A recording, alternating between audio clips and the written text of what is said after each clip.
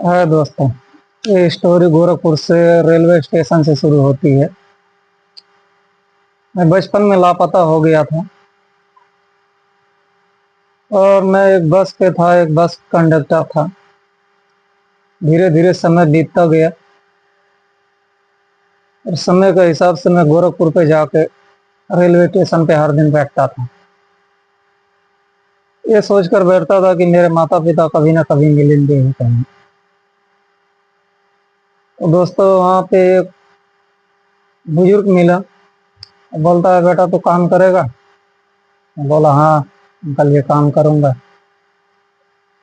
और railway station से उठाकर मुझको लेकर आया। आगे एक चौराहा पड़ता है। इस चौराहे पे एक चाय के होटल पे लाकर मुझको लगा दिया। चाय को होटल पे लगाया और उस चाय वाले से एडवांस में पैसा ले लिया। चाय वाले से एडवांस में पैसा ले लिया जो मुझे लेकर साथ में आया। मुझे नहीं पता था कि वो मुझे बेच दे रहा है। तो दोस्तों इससे कुछ दिन काम करते करते वो चाय वाला दुकान पे भी काम कराता था, फिर अपने घर पे भी ओवर टाइम ले जाता था बर्तन धुलाने के लिए। बर्तन धोता था। रात को 12 बज जाता था, 1 बज जाता था। ऐसे करते करते एक आध महीना बीता तो मैं वहाँ 8-10 बंदे थे, अलग अलग शहरों पे काम करते थे। उनका सैलरी मिलता था महीने का, जो भी हो 5,000 10,000। तो मैं पूछा कि सेठ जी मुझे मेरा सैलरी क्यों नहीं मिल रहा? तो बोलता है दुकान वाला कि आपका सैलरी आपका अंकल लेकर चला गया है, जो लेकर आया था आपको।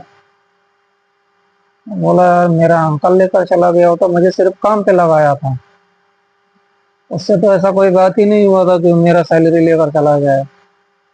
बोलता, नहीं आपका सैलरी लेकर गया आपका अंकल। भाई मैं चुप हो गया। फिर ऐसे करते करते कुछ दिन बीता।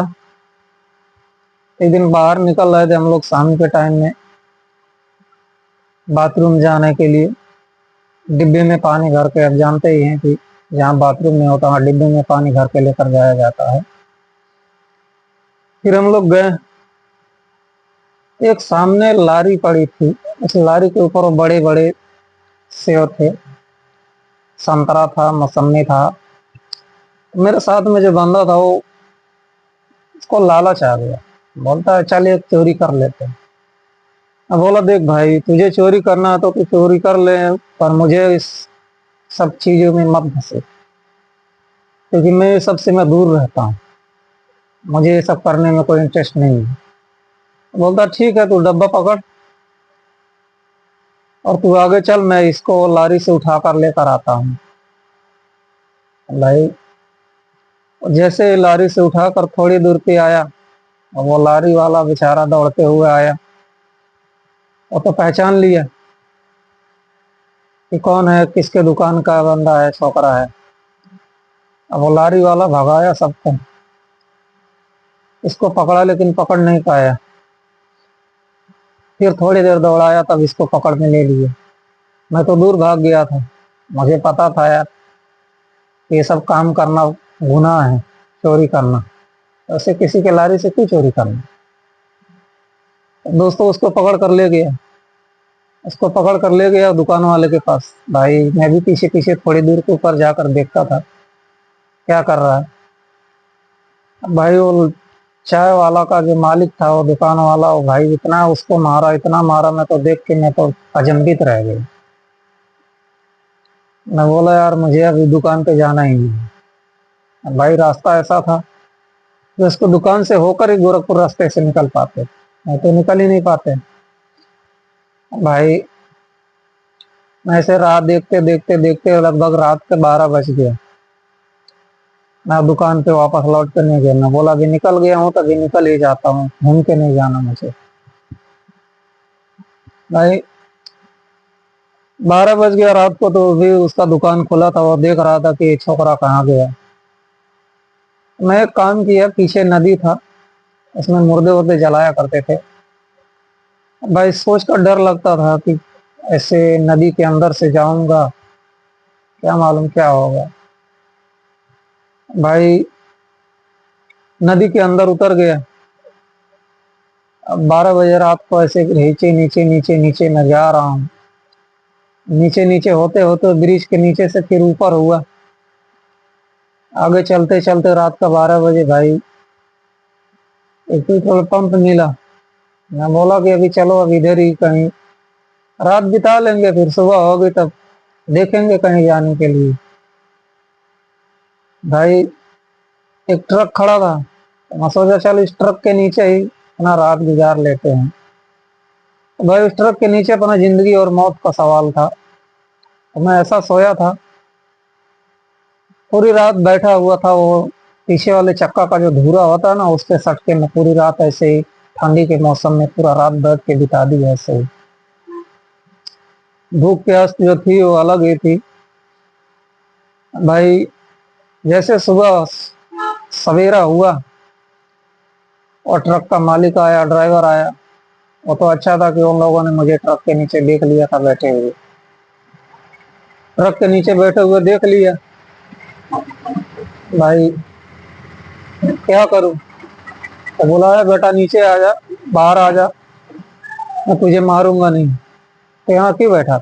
बोला अंकल जी मेरा कोई नहीं है, मैं लापता हो गया हूँ, मुझे घर का कोई ठिकाना नहीं है।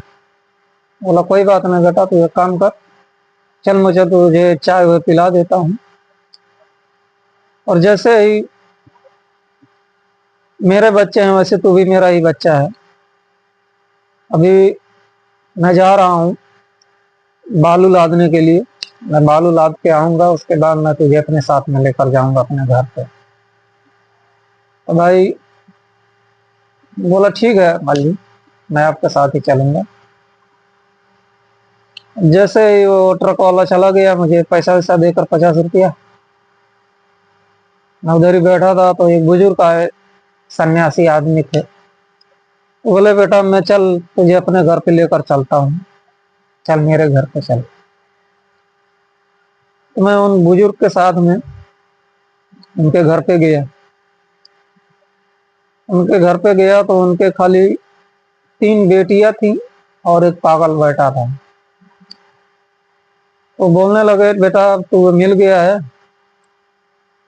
मैं तेरी शादी अपने बेटी से करा दूंगा, उसके बाद यही घर और अपना बसा लेना। तेरे माता पिता तो है नहीं, तो लापता है, क्या पता कभी मिलेंगे कि नहीं मिलेंगे। मैं बोला ठीक है अंकल जी कोई बात नहीं, मैं रह जाऊंगा। भाई इतनी जायदाद है, हाईवे पर घर है। तो मुझे एक ही हर दिन ख्वाहिश लगा रहता था कि मेरे माता पिता को मालूम होगा कि मेरा बेटा गुम हो गया है। तुम लोगों को रो रो के बुरा हाल हो गया है। मैं जिस जगह से भागा था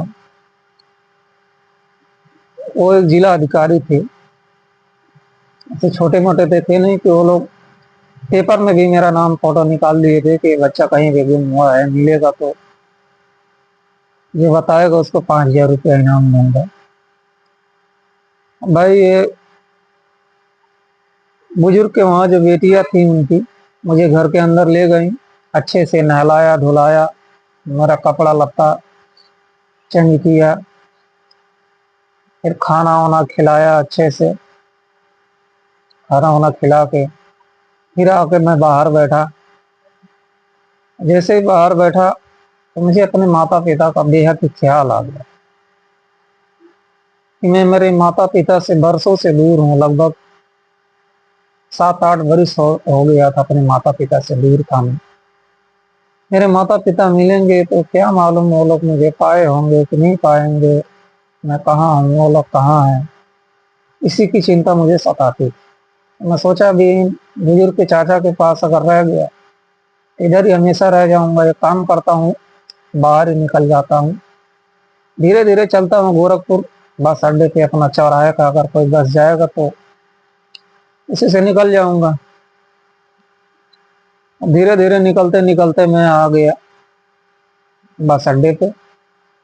वहां लोग चिल्ला रहे थे फला जगह बस जाएगा, फला जगह बस जाएगा, ढकाती जगह बस जाएगा। मेरे पास तो पैसे थे नहीं। अब पैसे थे तो ओनली 50 रुपया था। मैं बोला यार 50 रुपये में मैं कैसे जाऊंगा अपने घर पे यार। एक बंदा बोला कि इस जगह पे बस जाएगी, चलना हो तो चलो। मैं तो गया बस के अंदर, झांक के वापस आया।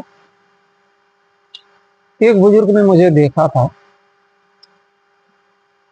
झांक के अंदर से बाहर आया। फिर मैं सोचा अभी क्या करूं। मैंने एक काम किया, मैं सोचते सोचते ऊबर पूछा कि भाई कितना भाड़ा लगेगा यहाँ तक का जाने का। तो उसने बोला 40 रुपया।